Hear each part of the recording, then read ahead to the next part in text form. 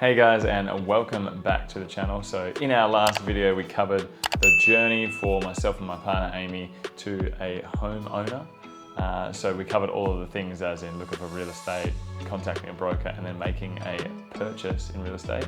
Now today, we're gonna get back onto the investing path, and we're gonna talk a little bit more about saving versus investing. So let's get stuck into the video. Now, saving and investing are one of the most common terms when we talk about building wealth, but they are not the same. And what we're going to be talking about in this video today is a little bit more about why saving is not the way to make yourself wealthy or to pursue financial freedom. So saving typically is putting money aside to reach your savings goals. Then we talk about investing, which is putting your money into something that will make you money and pays you back over time. So either through capital gains over time, or also providing you with an alternate way to create your own wealth. Saving means putting money into a bank account that you don't touch until it reaches the desired amount. And then part of what helps that savings grow is compounding. So savings account typically pay a small amount of interest on the money you deposit and also interest on top of those interest repayments. So it kind of grows over time. But at the current time that we're in at the moment, you'll probably get anywhere between 0.7% to 1.5% on most of your traditional savings accounts. And this is great because the money that you have in your accounts, it just sort of sits there and you get money from it.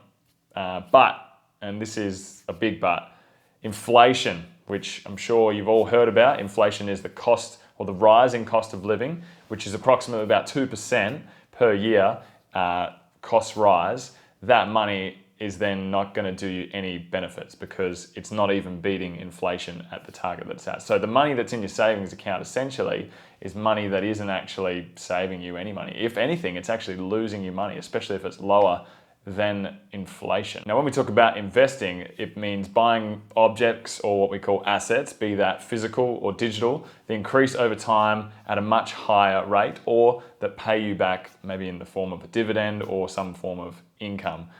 And these typically, when we talk about investing, we use the baseline S&P 500, which is the index for the US, which is the top 500 companies. And this rises an average annualized rate of anywhere between 4 upwards to 10% pretty much. So take this for example, if you had around $10,000 in a savings account with a 1.5% savings interest rate for 20 years, with inflation taking around about 2% of that, and then the nominal tax rate of around about 30%. In 20 years' time, you'd end up with $54.446 thousand, so 54K pretty much. If you did the same thing with a return of just 6%, which is somewhere in that median range for investing, 20% per 20 years, adjusted for inflation, you'd end up with around about $93,863. So almost double.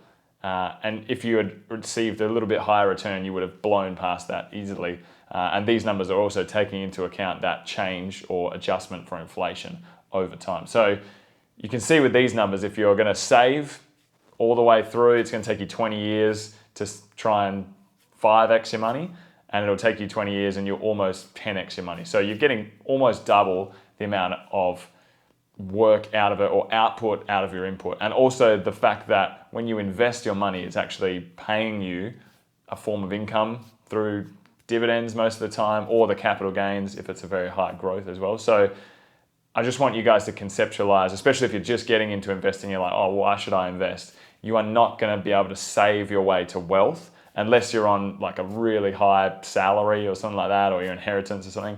There's no way that you're going to be able to save your way there.